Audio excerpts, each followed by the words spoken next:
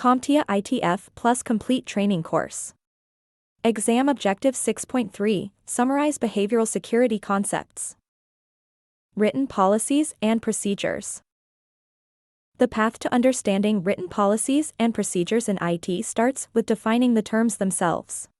And I will start with the definition of a policy. A policy is a set of rules or guidelines that dictate what actions should be taken under various circumstances. Policies are essential for setting the boundaries and expectations for behavior within an organization.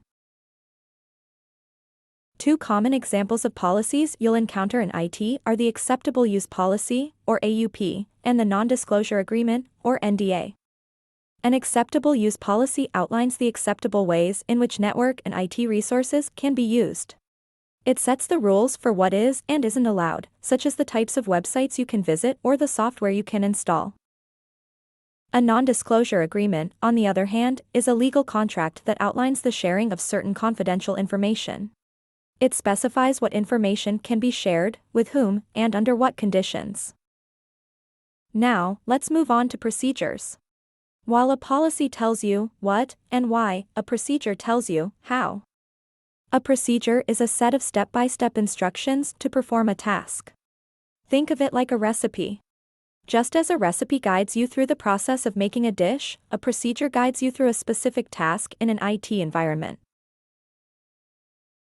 You may have also come across the term Standard Operating Procedure, or SOP, at one point or another. If not, SOP is essentially a detailed, written set of procedures that explains how to undertake a particular activity.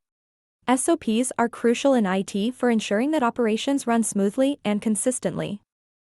Now to recap, policies set the rules and expectations for behavior, with an AUP or an NDA being prime examples, while procedures provide step-by-step instructions for performing tasks.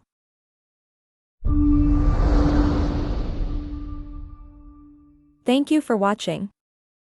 Subscribe for more great content.